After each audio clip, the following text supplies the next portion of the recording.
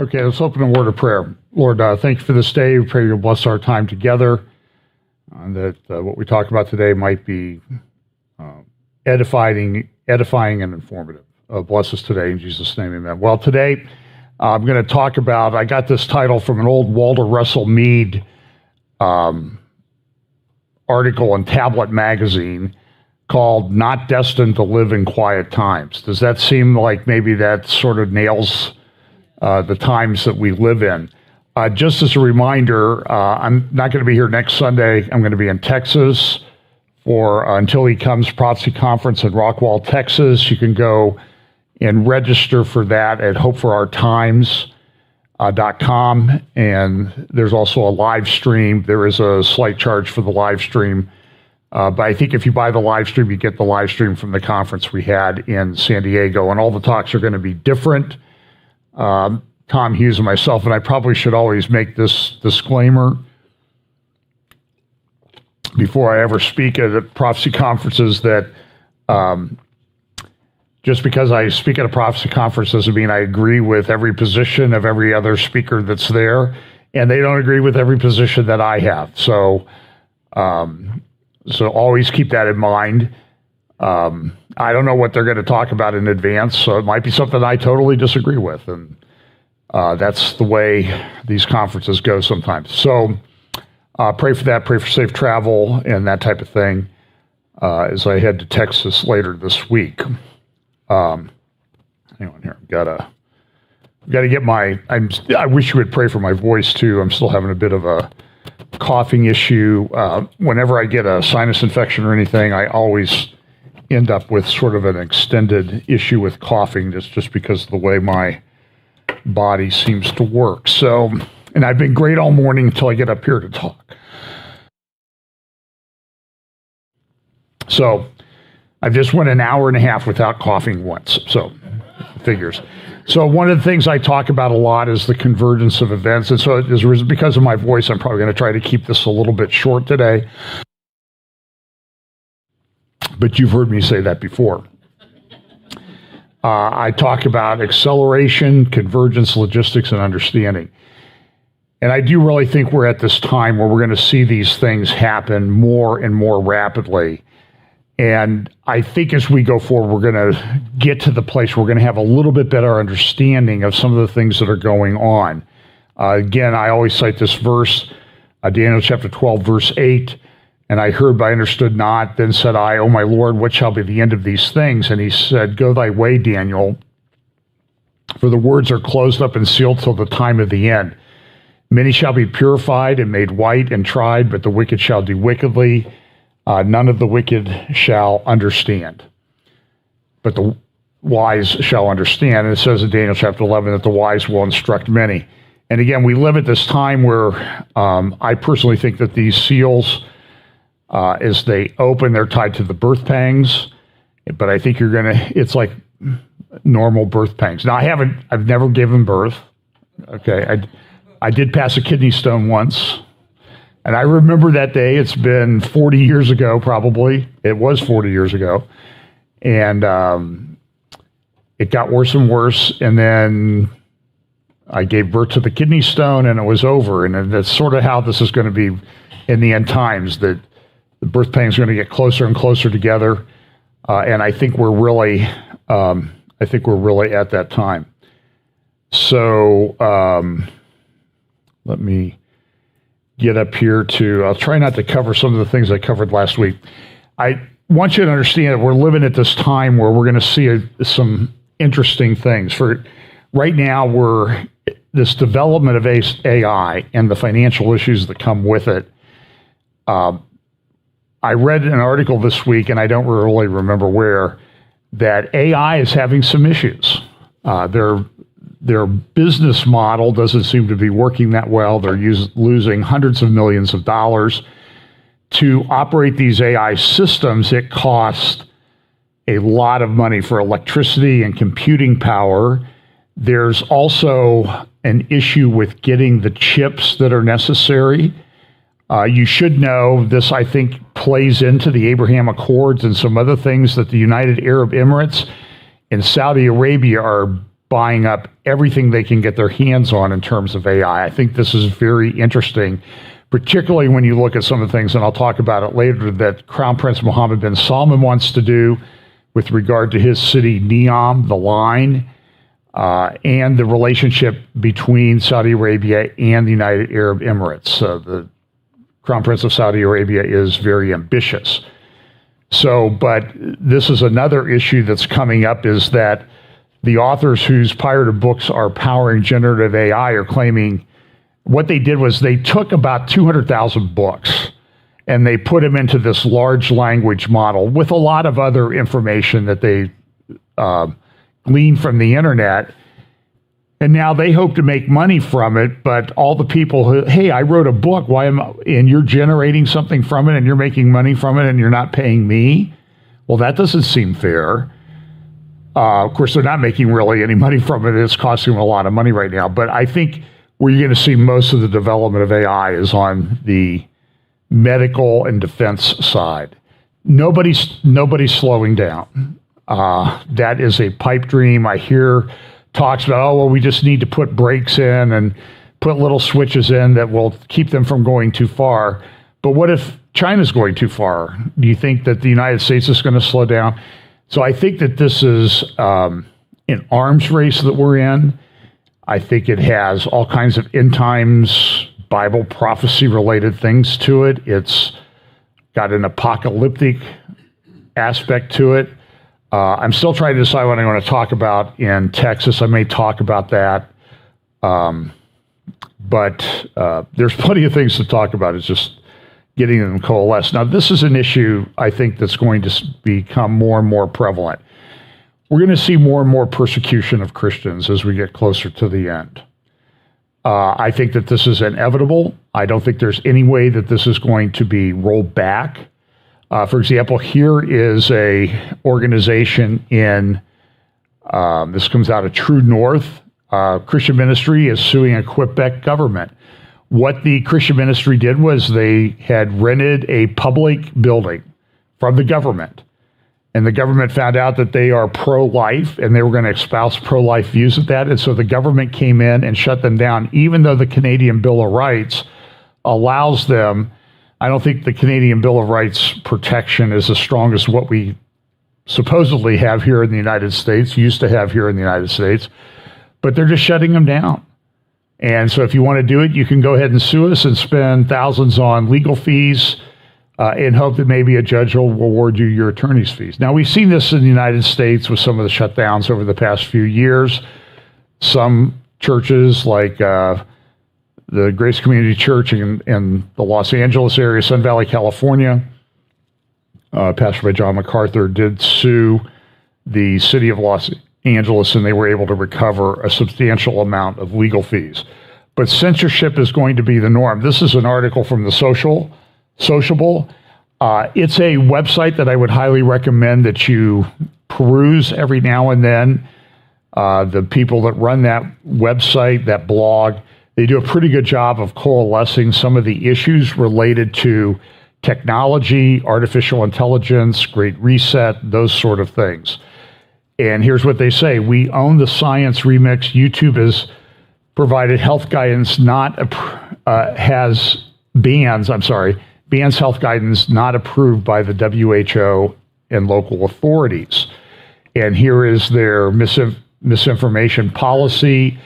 Michael Schellenberger wrote this in his Twitter account. YouTube's new policy is that it will censor you if you disagree with the World Health Organization. And this is concerning. So it may very well be that our videos are going to be removed at some point from YouTube.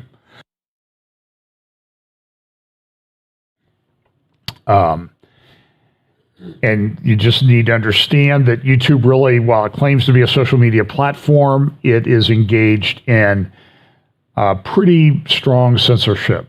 We've had strikes against our account. We've been able to get most of those removed on appeal. We have one that they didn't remove. We had something that they gave us a strike for. We appealed it. and they took away the strike, and then we had a duplicate video of that put up, and they gave us a strike on that, and wrote to them and said, well, you just removed the strike for the same thing. And they said, we don't care. It's our platform. And so that we have this little warning strike that's been out there for now, and that never disappears. And that strike never goes away. Other strikes expire after a couple of weeks, but that initial strike, when they give you that first gotcha, that stays forever. But Schellenberger and some of the other guys, Matt Taibbi, who had did a lot of the work on the government censorship files coming out of the Charlie Vector 019er situation, testified in front of Congress, wrote extensively about this on his blog, as did Schellenberger. And they came up with this thing called the censorship industrial complex. And what it does is it tells you who all is involved. So here's another one from Schellenberger. There is this plan to censor everything. I saw a video of a young lady in China. She was out trying to go shopping, but her phone would not let her. It was blocking. She had to get entrance to the place, or had to show that she had approval on her phone, and wouldn't give it to her, so she couldn't buy anything. And she's walking around like, I can't buy anything. And this is troubling. I think I told you when I was in Scotland, I went to pay for something, and it said, you need approval. I was paying with a credit card. And so the store person came over, but as he was approving me, boom, all of a sudden it takes the checkout thing there at the self-checkout in this big store up in the far north this is pretty far up north in Scotland. You would consider it rural, but they did have a big store there. It wasn't a very big town, but took my picture. I forgot something in the store. I had to go back. I went through the checkout line again. As I walked up, my picture popped up on the checkout screen. So I'm in the database over there in Scotland. And at this point, I think with what we do here and putting everything online, it's pretty sure that if they want to find me, they can do this. So this global censorship complex, global censorship industrial complex. This is a great, if you can get this online, it will show you some of the things. For example, it shows you the various government agencies, U.S. Department of State, National Science Foundation, Department of Defense, Homeland Security, NATO, with CISA, and other government organizations are doing this. Then there's also for-profit organizations. I've talked about this one at the top a number of times. It's been a while. Moonshot CVE. If you remember when the administration changed, the FBI came out with a tweet. I think this has been 2 years ago now. And it took the 9/11, the Islamic extremist publication that they came out that had certain images in it. They took those images and they said, well, these are now applied to violent extremists from the United States. And all of that stuff was ported over to domestic extremists. And one of the companies that did this in Canada and elsewhere was I think they're based in the UK, Moonshot CVE. So you ought to look those up if you want to understand them. Disinfo Cloud, New Knowledge, Graphica. These are for-profit companies that are also academic initiatives that are going after you. Like, for example, the Information Futures Lab at Brown University, Annenberg Public Policy Center, Duke Reporters Lab. And so what they'll do is, and you see this all the time. I mean, I'm sure if you post something on social media that's a little bit controversial, you'll immediately see this thing pop up that says, fact check. And so there's think tanks that also do this. I think the Aspen Forum is one of these. Yeah, Aspen Institute, Atlantic Council. They're all involved in what you could call censorship. Then there are fact checkers, and here's some of the fact checkers. I've heard if you block them in your Facebook account, but I've never figured out how to do that. And honestly, I've sort of stopped posting things that much on Facebook. Facebook is now sort of, if you post a news article, they're shadow banning it almost. In Canada, they're blocking the news sites altogether. So people in Canada who used to get a lot of information from Facebook or social media, Canada's blocking it now because Canada put in a statute that said, well, you have to pay the content creators if you're going to repost it. Facebook and Twitter, or X it's called now, would have to pay the content creator for people sharing that article on their platform. So in Canada, to get around that, and I think the EU is headed this way, they just said, okay, we're just not going to allow anybody to post any news articles.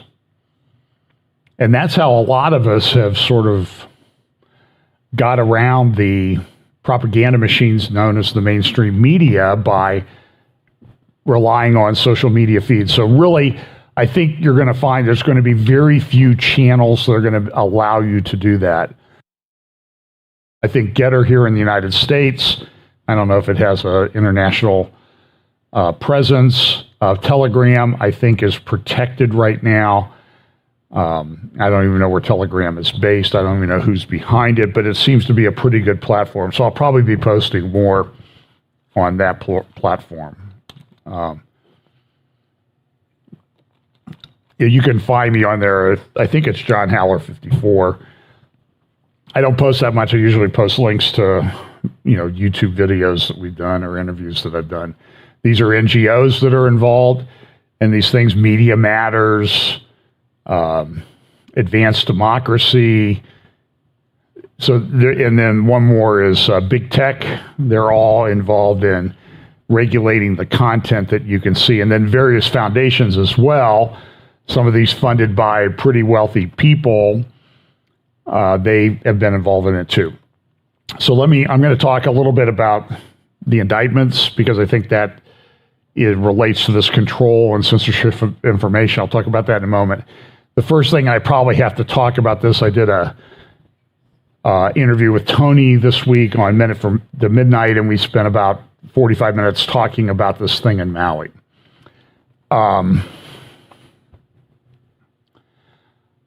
I have watched a lot of videos. I've read a lot of articles. I've seen a lot of interviews. I've read interviews with people. Now, by the way, I'll be honest with you. I think the New York Times and some other large news organizations have done a pretty good job of interviewing people and trying to figure out. For example, this graphic on the left is from the New York Times, and it shows the structures that were destroyed in Lahaina. In fact, I'll have a little bit better picture of it in just a moment. It's been just an absolute crazy. I mean, the devastation there. Now, you see concrete buildings standing. It's not unusual that concrete buildings would stand. It's not unusual, I don't think, that trees would still be standing. I've researched this. In a fast-moving fire, trees sometimes they get scorched, but they may not die. And sometimes in these things, weird things happen. I told somebody yesterday, I was in Chicago once with a client, and we were getting ready to go down Lakeshore Drive.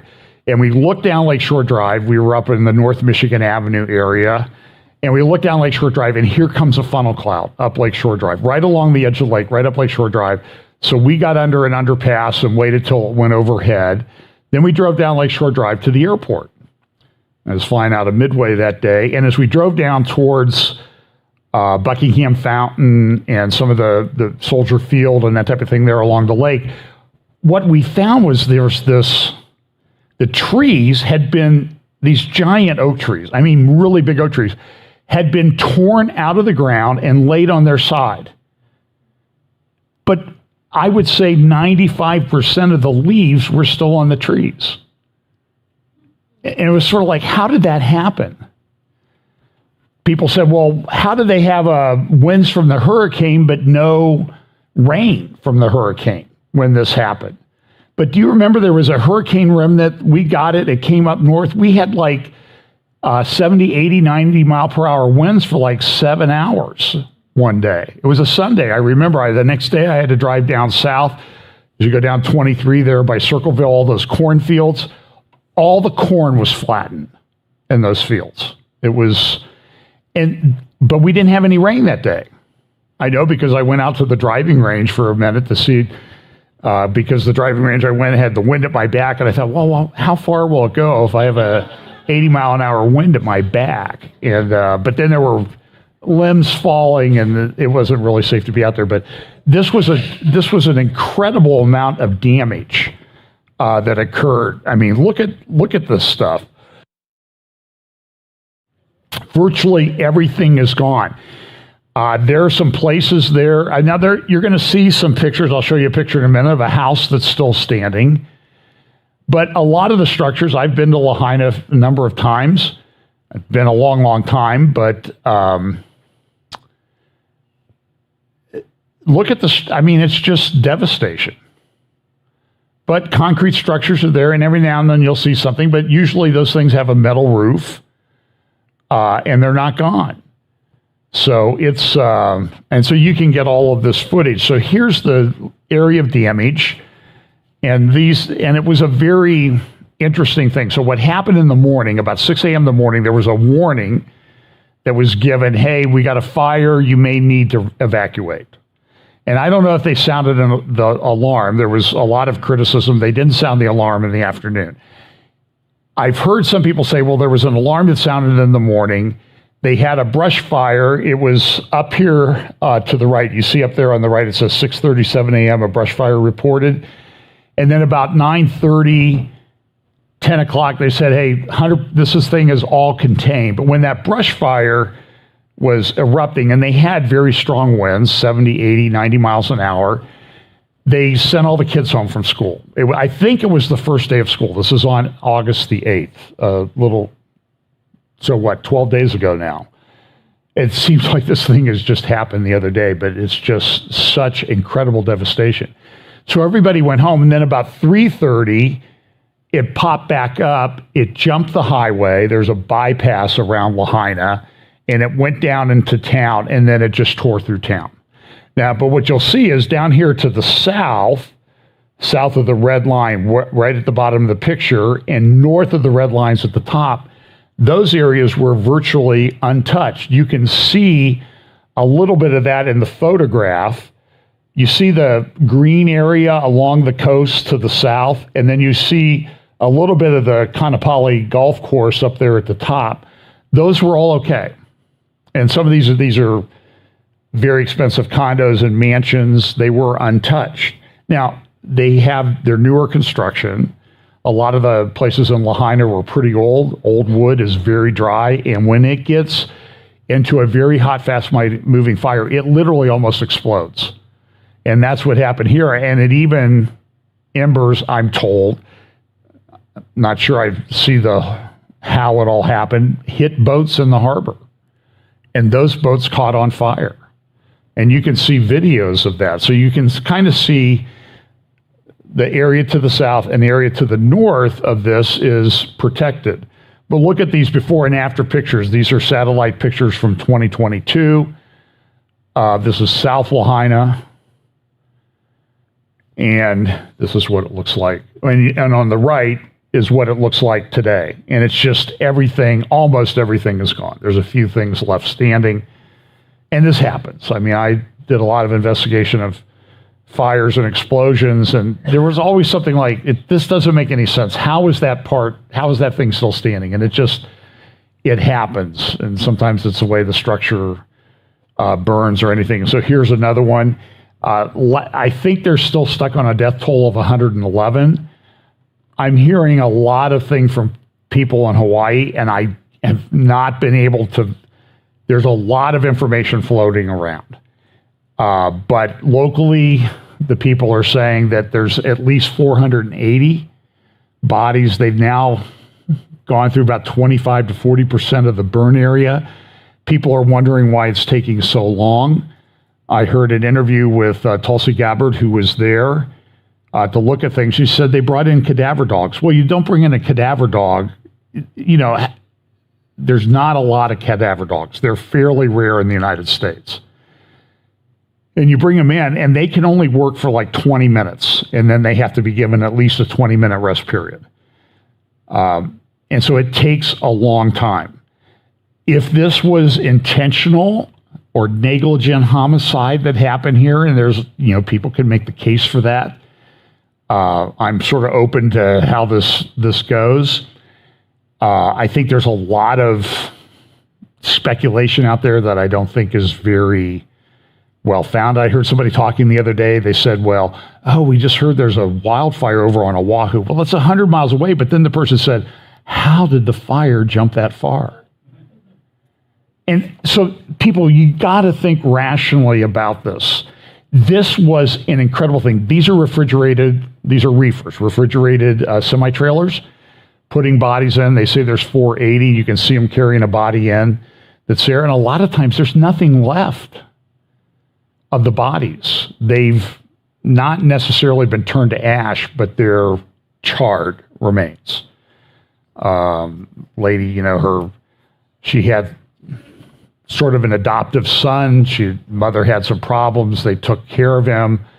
They were like grandparents' age, but he was 14. He was home from school, and they found him in his room, dead. And there's fears that there's hundreds of dead. They've had people washing up on shores. I've heard stories that they're even washing up on the shores of Lanai, the next island over. There are a lot of people still missing. There's, I think, 1,300 people still missing as of this morning. So people got to get registered, but you need to understand the entire infrastructure of this place is destroyed. It's like a tornado goes through. It takes a while to sift through the wreckage. This is an entire town that's gone. And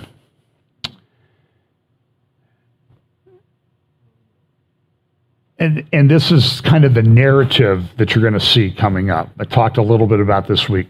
This is from the New York Times. So you always got to get the narrative in there, right? As sobering fact of Hawaii fires, planet warms, no place is safe. So we got to do something now. Listen, there's a lot of good, solid information out there that there was smart cities. They wanted to make the whole island of Maui a smart island. They have a conference coming up in September. I don't know if it'll take place. And they're kind of trying to figure out, we need the tourist dollars to support the people on the island. And a lot of people in Lahaina probably worked in the tourism industry at the resorts in Kapalua, Kanapali, and down in Kihei, Wailea. There's a lot of wealthy people that live there. And again, folks, I'm all for facts. So I hear people say, well, Oprah's home didn't burn, and Jeff Bezos' home didn't burn. Well, Jeff Bezos' home is an hour away from where the fire was. So I would kind of expect that it didn't burn. Oprah's home is up country, but up country they had a fire, and I've heard that fire destroyed, and that was part of the problem. Was up country, 20-30-minute drive up the mountain, was a fire, and it destroyed hundreds of structures. Don't think it had any fatalities, but it's not as densely populated as Lahaina is. And Lahaina, it's house, condo, apartments, that type of thing. So you're going to see that. So you're going to see anomalies. So here's this. Everybody says, look, this proves that somebody did something, and this house did survive. I mean, look at it. But it's concrete, and it's got a metal roof, and it's fairly new. And so newer homes seem to do better. Or refurbished homes. There's a shopping mall in the north part of Lahaina, and I think it has a metal roof, and it's concrete, and it's there. Everything's closed because the infrastructure is destroyed to keep the refrigeration going. So I don't think that some of this is unusual. That's just my opinion. There are plenty of other theories out there that, the elites destroyed it because they want to make this a smart city. Again, you're going to see this narrative. This was a week or two ago in the Evening Standard in the UK, who will stop Earth burning? And all these people are responsible for everything that's going on because they're changing the weather. But Hawaii and it takes time to get the stuff in there. So there's a lot of things. FEMA didn't do anything. Red Cross didn't do anything. But I heard a lot of interviews yesterday with people, local people, and they're saying, yeah, everybody's here, everybody's set up, and things are getting out there. But there was this period of time where you got to get the stuff marshaled together.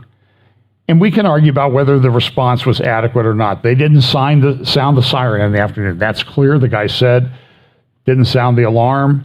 There's a siren for tsunami warnings. And he said, well, I was afraid people would run up the mountain into the fire. Okay, he's resigned. He's gone. And I think that was probably pretty irresponsible because the Hawaii regulations that I saw a picture of, they say, hey, these sirens are used for tsunamis, wildfires. It's right there in their emergency management documents. And maybe the guy never read them. But there's also a possibility that when this thing happened, there was no place to go. As people tried to leave town, they were turned around. The police have said we turned them around because power lines were down, trees were down, they couldn't get through. And there's not much, there's one way in, essentially one way in and one way out. And a lot of them were blocked. And so the people were jumping into the ocean, but a lot of people died in the ocean because the smoke was so dense, it came right down to the surface of the water and they couldn't breathe and they suffocated. It's a tragedy of, I guess I would say, biblical proportions. I think it's a preview of coming attractions. I think as we look at some of the prophecies of Revelation and elsewhere, there is prophesied in extreme heat. And I really think that the sun is in a very active cycle. I mean, we've had hot before. We were in Southern California a few weeks ago, 2 weeks ago, recently, 3 weeks ago, and it was hot. It was really hot. But I've been in Southern California when it was 10 degrees hotter than that. I've been in Phoenix when it's 118. But it does seem like right now something is going on because these things are happening. For example, here are some headlines. This is from Canada. This is British Columbia. They've evacuated towns. They've also up in the Northwest Territories, mass evacuations, biggest rescue operation in territory's history. This is from Friday or Saturday's National Post in Canada, and it's going to change the area. I mean, this is a time when we're going to be seeing these things. We're seeing weird things in nature. There's a lot of drought around. There's a lot of people not having good crops this year. And this is a lot of places in the world. India shut down exports of rice. They're the biggest rice exporter in the world. Well, if you're getting 70% of your rice, which is a main staple in your diet in certain countries, from India, where are you going to go get it? How are you going to afford it if you're a poor country? And so we're going to see, I think, as we go forward into the fall, we're going to see some rather severe food shortages, and it probably will impact us here too, I think. I don't know. I'm not a prophet. I'm just looking at, I would say the tea leaves, but then that sounds like I'm into the occult. But I'm sort of just looking at the facts there. There's a lot of things going on. Here's another thing. A new hornet in Georgia poses threat to the ecosystem because this hornet goes after honeybees.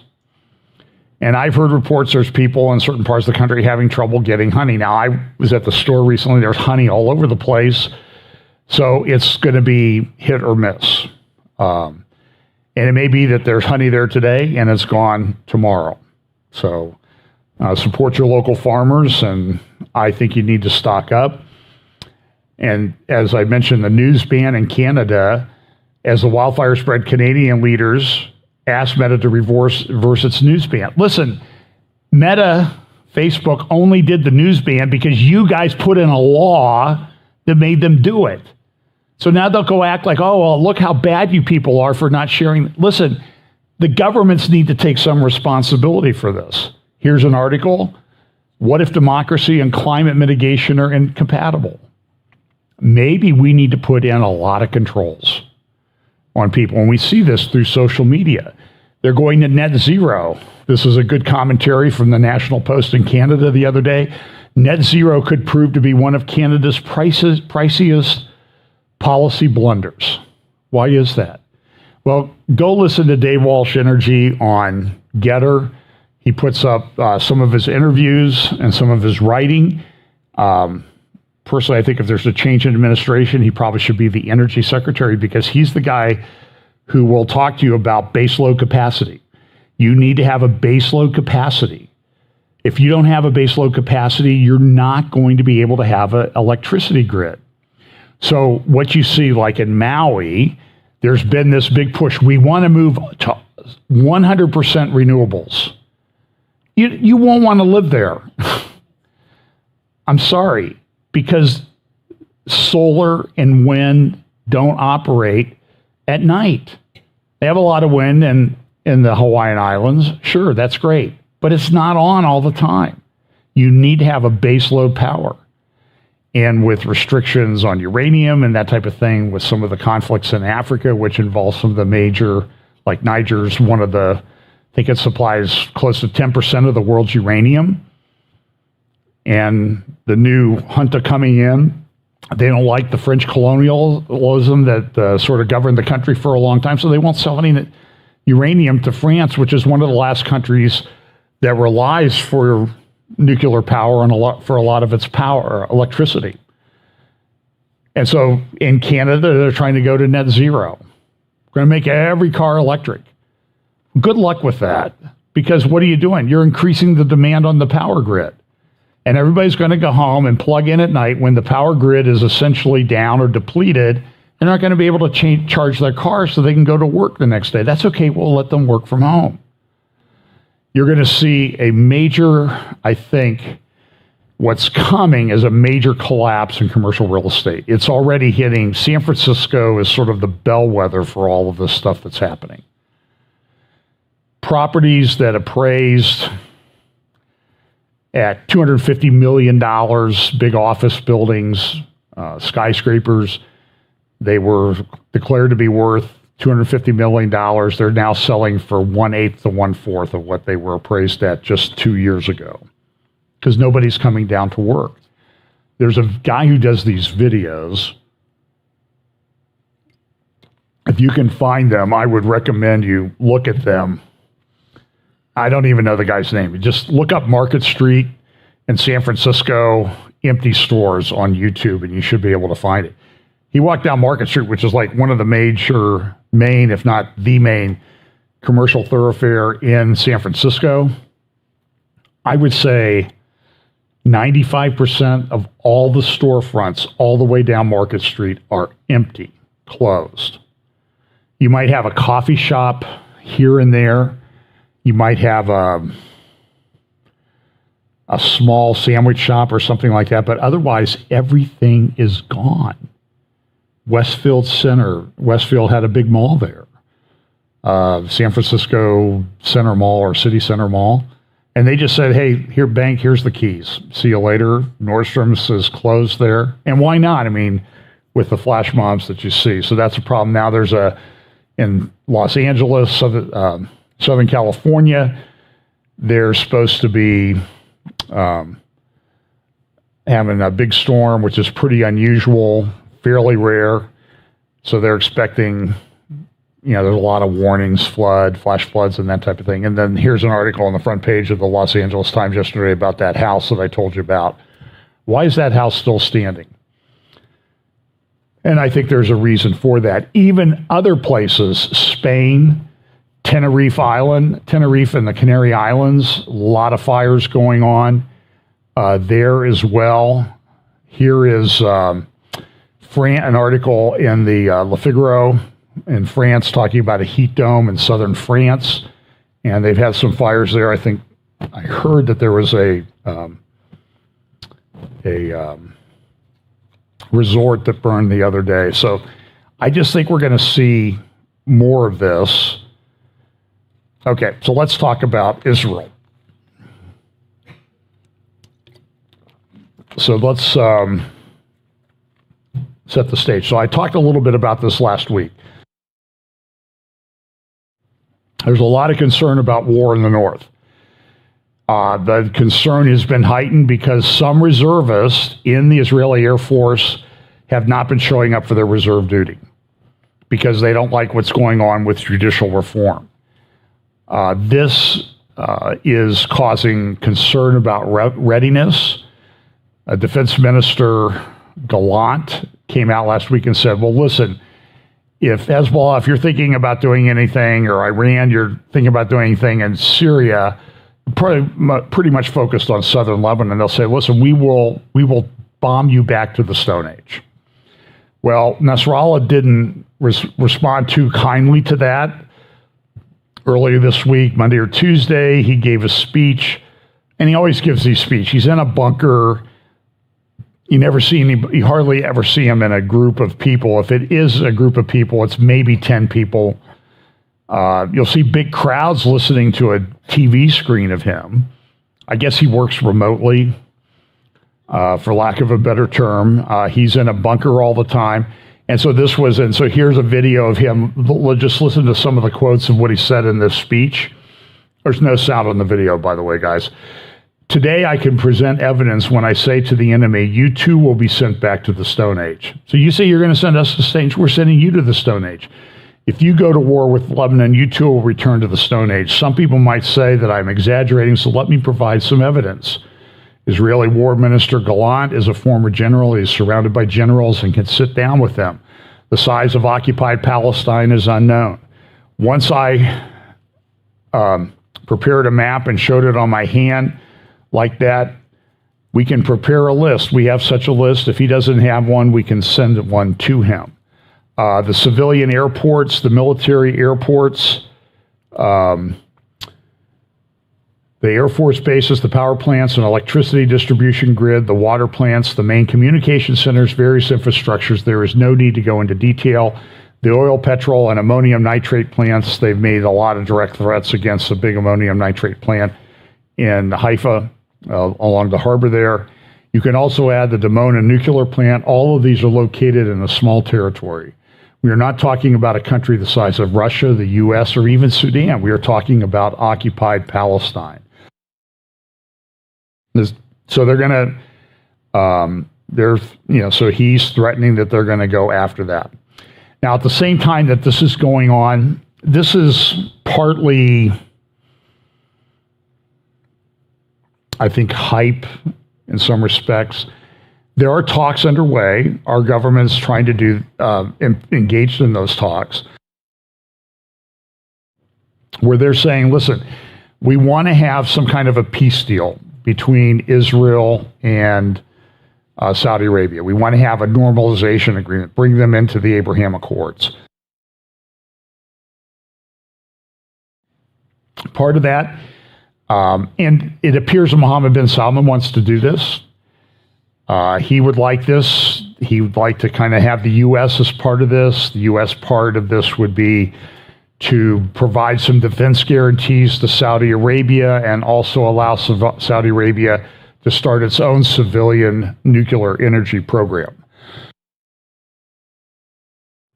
So that's all kind of on the table.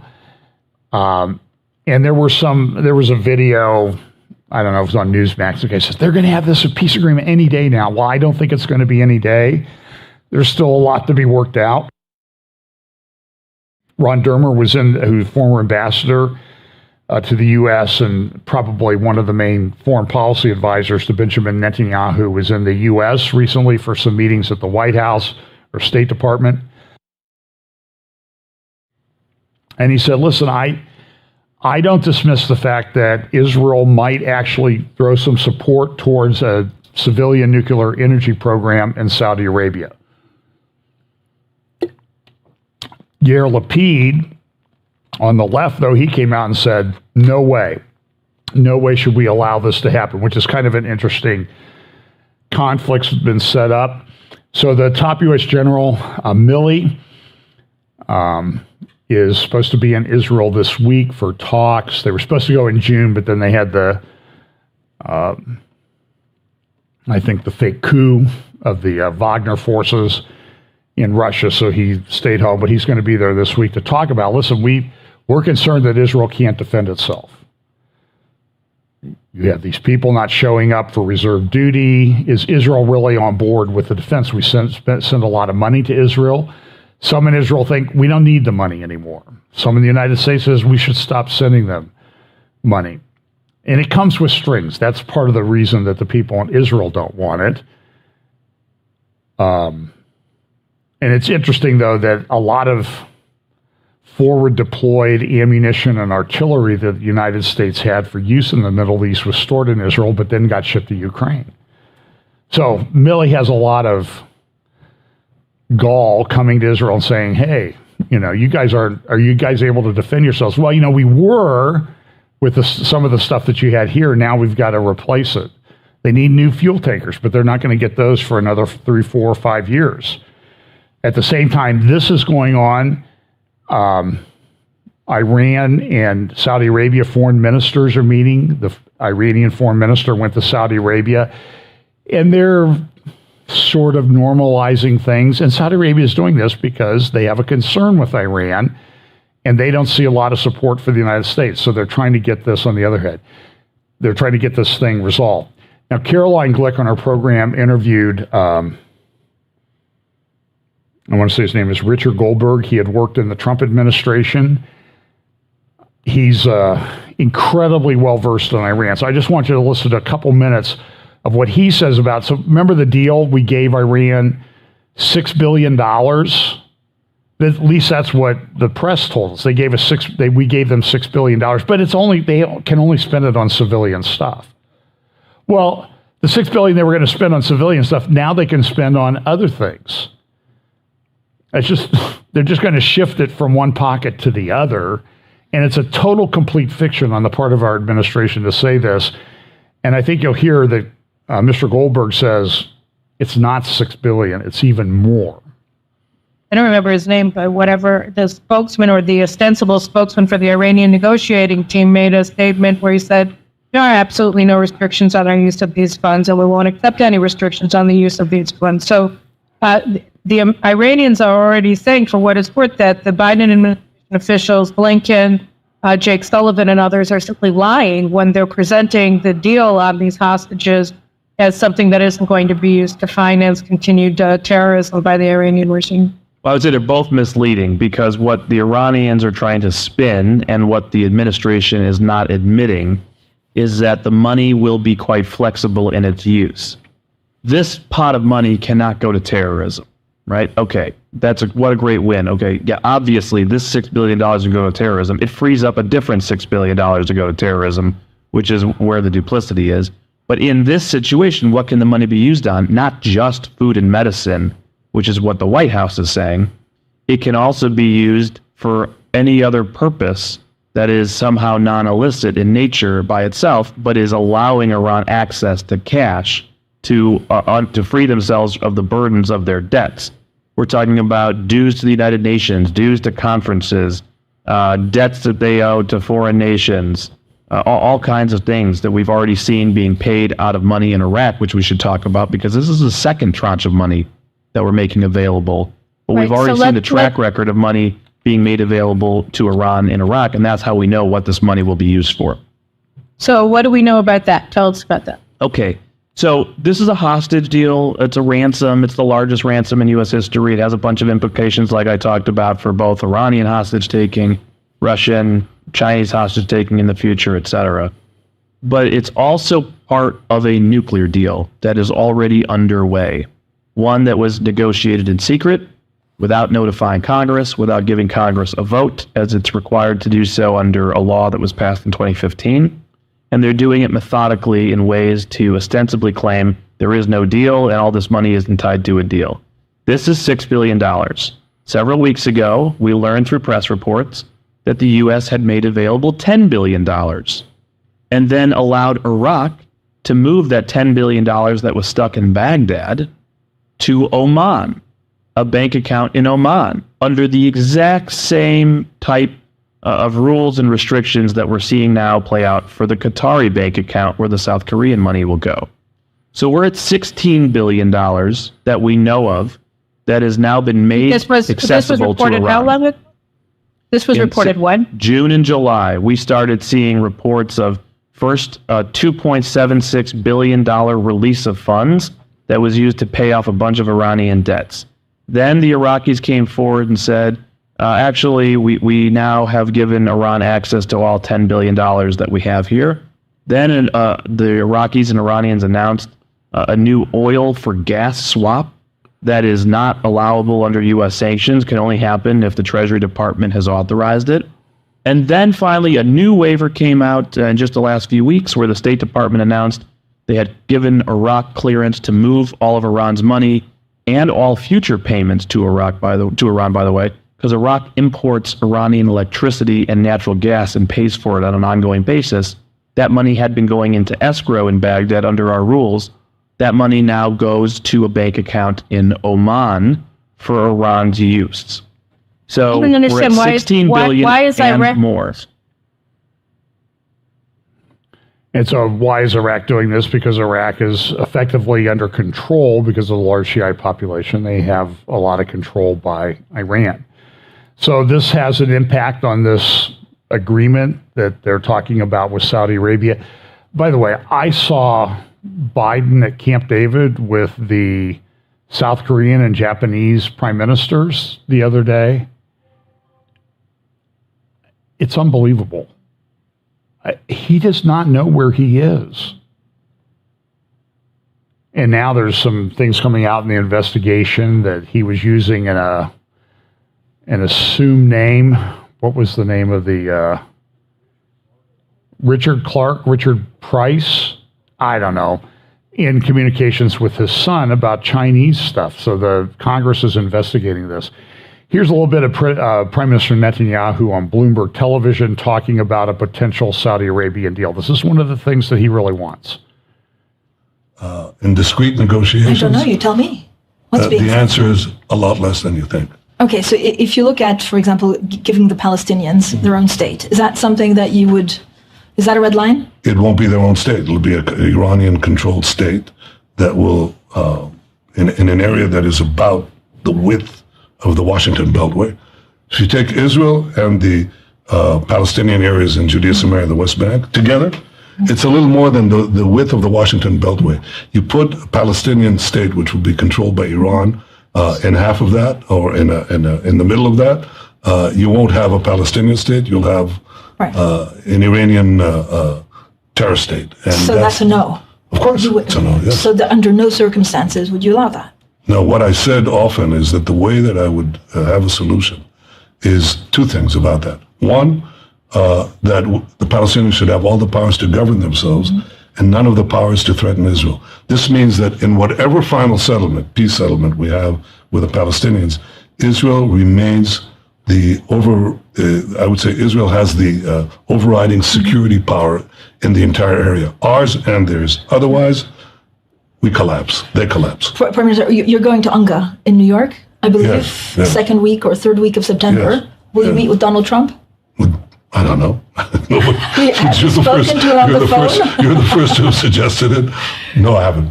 Are you expecting an invitation to the White House from President Biden? Well, he said that we are going to meet, so I'll leave it up to him. What are you most excited for going to UNGA? Well, I've been there many years. I know, many times. What am I most excited about? The possibility of broadening the already historic Abraham Accords. I think this will change history. I think it will not only end the Arab-Israeli conflict, not the Palestinian-Israeli conflict, but our conflict with 98% of the Arab world. It will also, I think, create a new peace between the Jewish state and the Muslim world. But Prime Minister, the countries of the Abraham Accord, some of them have been frustrated, right, about some of the noise that's been coming out of your government. Will you meet with them to try and reassure them? Well, we meet with them all the time, and we reassure them all the time. But I think some of them are habituated to the fact that noise is noise. And I think that's true of the markets too. There's a lot of noise in the market. But if you look at the fundamentals of Israel, if you look at the growth rate, which is double the United States, expected now. You look at the deficit, which is 1.5 at most percent compared to 5.5% in the U.S. If you look at the debt to GDP, which is 60%, which is less than 100% in the U.S., and you know what it's like in the EU. And if you look at the investments, I mean, NVIDIA builds here the supercomputer. Intel just puts $25 billion for a these chip are plant. prospects longer term, but you're right. That's my point.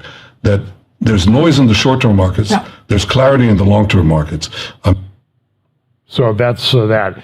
And look, Mohammed bin Salman is pretty ambitious. We have this, situation. We have all the Iranian influence that's going on. You also have Russia and Turkey and Syria on Israel's northern border. Iran's developing missiles. You have, but Mohammed bin Salman is, he's got this vision to build the line, this smart city about 100 miles long through the desert, down along the Red Sea. And here's, I've showed pictures like this before. That's 1,500 feet tall with a city in between. He wants to do this. This is a picture of some recent progress. The reports that I've seen say that 20% of this is the infrastructure, that 20% of this project is completed. Now it's infrastructure, foundation work, and that type of thing, clearing the land. This is the largest city building project in probably human history. So this is very ambitious. They're trying to protect the price of oil. Here's a little documentary from, I think, a UK television about this, about the line and some of the things. This is just within the last month. In one of the most anticipated and intriguing projects in the history of city building, an ambitious plan for a megacity in the Saudi desert has the world wondering if this is really a blueprint for the future. The Line, the biggest infrastructure project in history, promises a revolution in urban living. But what is it? Who's making it? And can it actually work? Listen to his English, the Crown Prince. He's interviewed in this. And so you see, this is the project. As I said, reports are it's about 20. This is sort of some satellite drone images. They say it's 20% complete. I have no way of knowing. It's a long-term project. It's not going to be done, but you'll hear the Crown Prince in a moment say that this is part of our 2030 vision. Everybody's using that 2030 date for all kinds of the things. new civilization for tomorrow, and we need to encourage other nations to keep doing the same things for a better planet. Maybe we should have some new urban ideas and rethink how people are going to live. And that's what takes you to this, just asking that question. The question is, how can we create something that's better? And that is what both fascinates me and scares the hell out of me. And so this is what the interior looks like. And it has kind of this Hanging Gardens of Babylon feel to it. It's kind of When we are creepy. bringing all the piece of puzzle together, I don't know what's the outcome of it. That's gonna be the creativity of the people gonna live from the whole globe in New York. I can promise you that's gonna be something new and creative, but what is it? It's unknown. We're gonna see. And so the Crown Prince, they kind of Riyadh sort of let it be known, hey, there's not going to be any deal really with Israel until after the 2024 election in the United States, assuming we have one at this point. And the Crown Prince, as I've mentioned many, many times, he has been pushing this sort of thing that's known in the press as the Hashemite Kingdom of Palestine, where Jordan would take over the Palestinian areas. But he's pushing for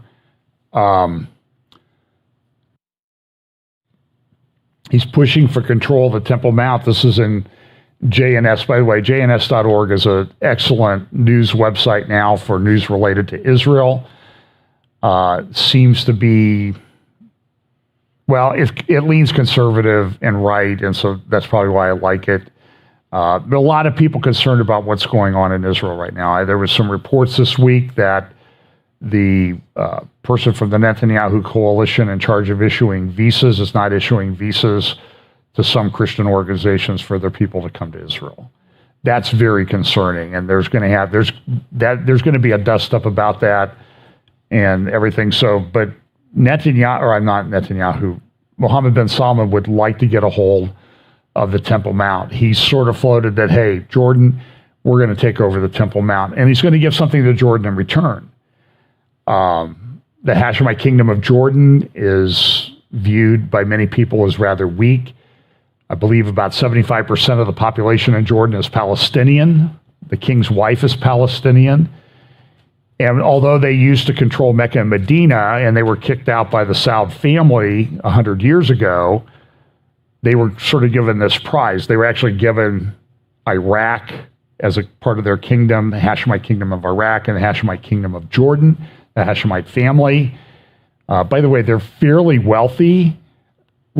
At least the research that I've done indicates that the Jordanian royal family may bring in from their investments each year, not what they have. They bring in like interest and profit from trading and stuff of about $1 billion a year.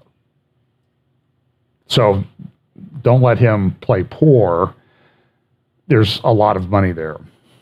So they still have this thing with the reasonableness law. They're going to try to delay the hearing a little bit because the Supreme Court Justice, Esther Hayut, is supposed to retire in October. So they figure we might have a chance, she and another justice who would maybe vote in favor of this, vote to strike down the reasonableness law that was passed by the Knesset.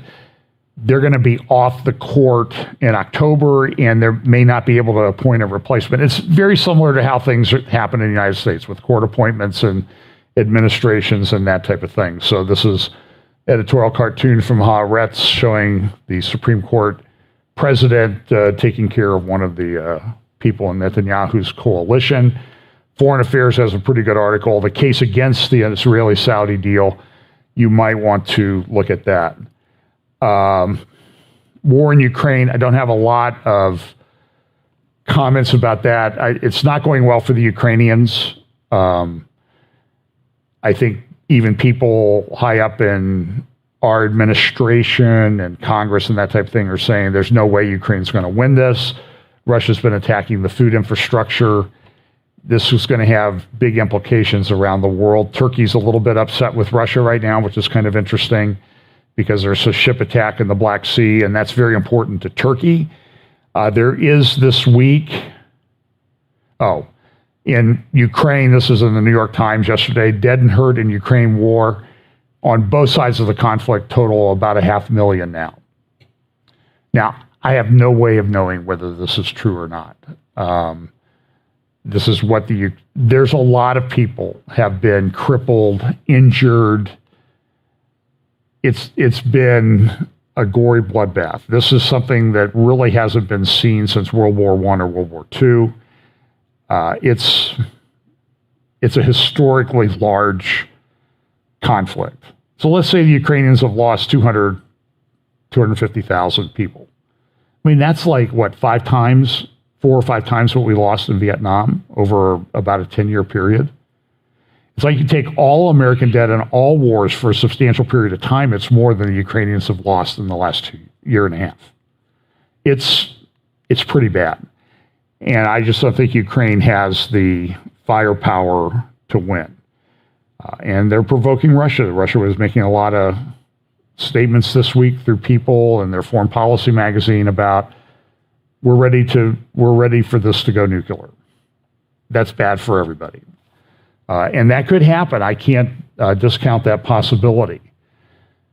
So now we have this big meeting in Durban, South Africa this week. The BRICS nations, anti-U.S. trade bloc, considers gold-backed currency to the dollar. Here's a little thing from the BRICS homepage. Brazil, Russia, India, China, and South Africa.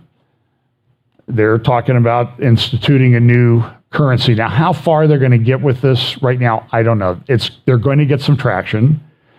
It's not going to be convertible to gold. It's going to be gold backed. But this is supposed to take place the 22nd through the 24th in Durban. I don't think Putin is going to show up, but he'll send a representative, I'm sure. But they're talking about this because they're trying to de-dollarize the world. And the world is in a bit of a thing. Brazil has come out. This is their new digital currency that they're rolling out now. I don't know what kind of traction they'll get with it. This is a CBDC tracker. Brazil should be green now. The countries that are green are in pilot programs. The only country that's really rolled it out is Nigeria in Africa. But there's a lot of, you can see there's pilot program in South Africa, India, Russia, China, all have pilot programs for central bank digital currencies. We don't want that to go there at the same time. That's happening. Fitch is warning banks here in the United States that they're subject to being downgraded, including the largest JP Morgan Chase. That could have a big impact on financial markets. I think mortgage rates are now higher than they've been since the turn of the millennium, back around 2001. I think 2002. So in the last 20 years, these are the highest interest rates on mortgages. That's going to have an impact on the economy. China had their major property company, Evergrande, filed for bankruptcy. They've moved to bolster confidence, but everybody's looking at China right now and being in a period of deflation and a bit of decline. So nobody knows exactly what's going to happen. China is going to be a problem. So there's problems in the economy. And I had a whole bunch of things on the indictment of the president this week. And they seem to have disappeared from my... I had a whole bunch of... I had the pictures of the indictment, all the people involved. That's weird.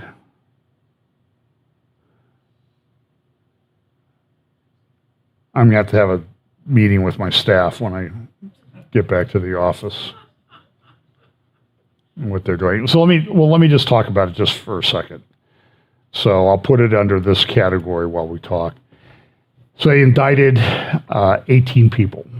They referred to a couple of other people. About 6 of the indicted people are lawyers that represented Donald Trump. This is in Georgia.